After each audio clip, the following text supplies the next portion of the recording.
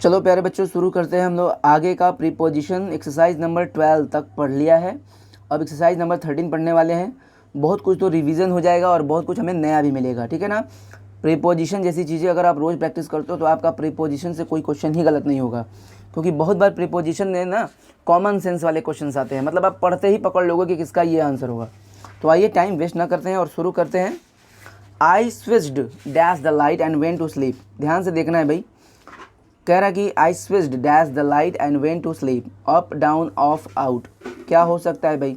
और ध्यान से देखो, यहाँ पे कह रहा है ना एंड वेंट टू स्लीप, और सोने चला गया। तो सोने आदमी जाता है तो लाइट को बंद करता है कि ऑन करता है? बंद करता है। और आपने पढ़ा होगा कि स्विच ऑफ का प्रयोग होता है बंद करने के लिए। तो स्विच ऑफ के हिसाब से डबल एफ है, तो आप सी लगाओ, सिंपल है। I switched off the light and went to sleep, मैंने लाइट को ऑफ कर दिया और मैं सोने चला गया। बहुत ही सिंपल है। तो स्विच ऑफ का हिंदी क्या होता है? बंद करना। ध्यान देना, डबल एफ है, एक एफ नहीं है। कॉमन एरर में आ सकता है एक ही एफ, ठीक है। क्वेश्चन नंबर 2 लिख लो, इंपॉर्टेंट। इसके लिए एक रूल बताना चाहूँगा, ठीक है। इसके लिए एक रूल बताना चाहूँगा मैं, क्योंकि बहुत इंपॉर्टेंट है। 2 रूल है टोटल। चलो, अग्री। अग्री का मतलब क्या होता है भाई? अग्री का मतलब होता है सहमत होना, ठीक है ना। तो अग्री के साथ एक रूल है, लिख लो आप अपने नोटबुक में। अग्री का मतलब सहमत होना, ठीक है ना। अगर किसी प्रपोजल, किसी भी प्रस्ताव से सहमत हो तो अग्री के साथ तुम टू लगाना। क्या लगाओगे? टू। यही क्वेश्चन आता भी है, ठीक है ना। यही क्वेश्चन आता भी है, प्रपोजल वाला ही आता है, ठीक है ना। प्रपोजल वर्ड एकदम साफ आएगा तो आप टू लगा देना, ठीक है। और अग्री किसी इंसान से अगर करने के लिए कह रहा है ना, किसी इंसान से, यहाँ पे पर्सन में लिख दे रहा हूँ, जैसे राम, श्याम, मी, हिम, देम, ये सब, यू। अगर पर्सन जैसी फीलिंग आ रही है ना तो यहाँ पे विद लगाना। क्या लगाओगे? विद लगाओगे, ठीक है ना। और अगर यहाँ पे कोई मैटर आ जाए, ठीक है ना, किसी MATTR, मैटर माने मामला या मुद्दा, तब आप एग्री के साथ क्या, अग्री के साथ क्या लगाओगे? ऑन लगाओगे, ठीक है ना। तो तीनों रूल आज ही बता दिया, ये आगे आपको दिखाऊंगा भी। तो अग्री के साथ प्रपोजल हो तो टू लगाना, पर्सन हो तो विद लगाना, और अगर कोई मैटर हो तो ऑन लगाना, ठीक है। आप नोटबुक में लिख लो। और अब क्वेश्चन पे भी चलते हैं कि ही डिड नॉट अग्री, वह सहमत नहीं हुआ, डैश माई प्रपोजल, मेरे प्रस्ताव से। तो अब बताइए इसमें क्या हो सकता है? तो इसमें बहुत ही सिंपल है भाई, 4 ऑप्शन हैं, विद, ऑन, टू, इन। कई बच्चे सोचेंगे कि ऑन होगा, लेकिन नहीं, इसमें टू होगा। प्रपोजल वर्ड आ जाए आप टू लगाना, ठीक है ना। हूबहू ऐसे क्वेश्चन आता भी है। अब आप नीचे देखो ना, सी नेवर अग्रीज, वह कभी सहमत नहीं होती है, डैश मी, मेरे से। तो मी का मतलब कोई आदमी ही तो होगा, और पर्सन से अगर होता है तो क्या होता है? विद होता है।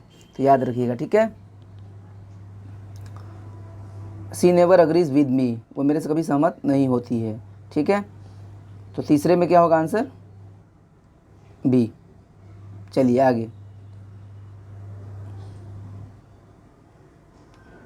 क्वेश्चन नंबर 4 आप जानते हो, आपको पूछने की जरूरत नहीं है। ही इज एडिक्टेड, वह आदी है ड्रिंकिंग, ड्रिंकिंग का, which he picked up when he was in college, जो उसने आदत पकड़ा था when he was in college, जब वह कॉलेज में था। विद, ऑन, टू, अंडर, क्या होगा भाई? ऐसा क्वेश्चन तो आप तुरंत कर लेते हो, आप पढ़े भी हो पीछे। एडिक्टेड क्या लेता है प्रीपोजिशन, जिसका हिंदी होता है आदी होना, टू, ठीक है ना, आपने पढ़ा भी है। तो आंसर होगा चौथे का सी। क्वेश्चन नंबर 5 बहुत बढ़िया क्वेश्चन है। छोटे मोटे क्वेश्चन ऐसे होते हैं जो, ये ऐसे क्वेश्चन हैं जो एग्जाम में आ जाते हैं, लोग ध्यान नहीं देते हैं, ठीक है ना। He asked dash me a question, उसने मेरे से पूछा एक प्रश्न, by to into no word, होगा क्या? तो प्यारे बच्चों मैं आपको बता दूं, आस्क का मतलब होता है पूछना, ठीक है ना। आस्क का मतलब होता है पूछना। अलग से मैं आपको बता दूं कि आस्क फॉर एक फ्रेजल वर्ब है, जिसका हिंदी होता है मांगना। क्या होता है? मांगना। लेकिन यहाँ पे मांगने का कुछ सेंस नहीं है, ठीक है ना। यहाँ पे मेरे से प्रश्न पूछा, आस्क का मतलब होता है पूछना भी, और किसी से भी पूछोगे नो प्रीपोजिशन, ठीक है ना। यहाँ पे कोई प्रीपोजिशन लगेगा ही नहीं। लोग अक्सर बोल देते हैं कि you are asking to me, अरे टू नहीं लगेगा भाई। आस्क क्रिया है पूछना, और इसके साथ कोई प्रीपोजिशन नहीं लगता है, तो आप टू लगाना चाहोगे तो गलत है। आंसर होगा डी, ठीक है ना। आस्क के साथ कोई प्रीपोजिशन नहीं लगता है। आपने नरेशन में भी पढ़ा होगा, राम से टू मी को आप राम आस्क्ड मी बदलते हो, याद रखिएगा। 6 नंबर क्वेश्चन थोड़ा सा पेचीदा है, कॉमन सेंस लगाना है। द रेन ऑफ अकबर, यानी अकबर का जो शासन था, इज नोन, जाना जाता है, इज नोन जाना जाता है, हिंदू मुस्लिम यूनिटी, यानी हिंदू और मुस्लिम की एकता, ऑफ, बाई, फॉर, इन, क्या होगा भाई? कभी कभी कॉमन सेंस भी लगाया जाता है, ठीक है ना।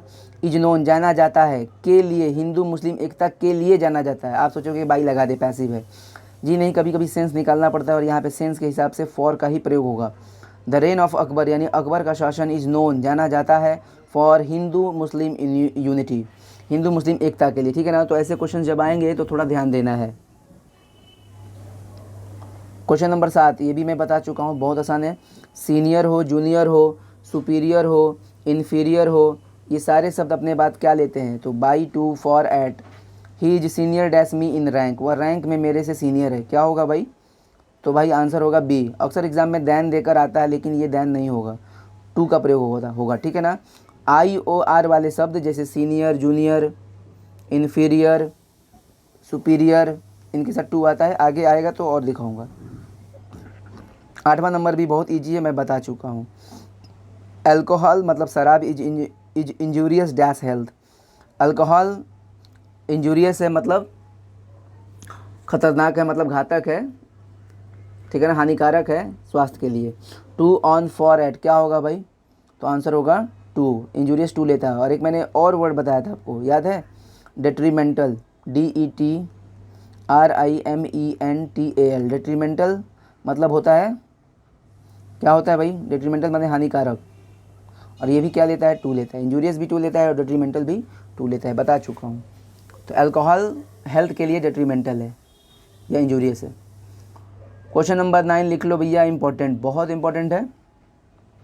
सी ऑलवेज राइट्स डैश इंक, बहुत बढ़िया है, आपको बाई लग रहा होगा, अच्छा ये विद अच्छा लग रहा होगा, वह इंक से लिखती है। दोस्तों मैं आपको एक बात बता दूं, इंक हो या पेंसिल हो, ये दोनों के लिए रूल है, ठीक है ना। इंक हो चाहे पेंसिल हो, आप इससे जब लिखोगे ना तब आप इन का प्रयोग करोगे, किसका प्रयोग करोगे, इन का प्रयोग करोगे, ठीक है ना। अगर पेन होगा तो आप लगाना विद, ठीक है ना, पीछे पड़े हो आप कि किसी भी यंत्र का प्रयोग करने के लिए विद का प्रयोग होता है। लेकिन अगर इंक हो या पेंसिल हो तो आप क्या लगाओगे, इन लगाओगे, पेंसिल वर्ड या इंक वर्ड याद रहेगा। अगर आ जाएगा तो आप इन का प्रयोग करोगे। तो थोड़ा सा स्पेशल क्वेश्चन है, ठीक है ना, राइट इन इंक और राइट इन पेंसिल का प्रयोग होता है। तो शी कुछ रटना भी पड़ता है ना, सी ऑलवेज राइट्स इन इंक, ठीक है ना, इसका मतलब है वो स्याही से लिखती है। क्वेश्चन नंबर 10 तो बहुत कॉमन सेंस है, आपको बहुत सोचना नहीं है, आप हिंदी निकालोगे तो पकड़ लोगे।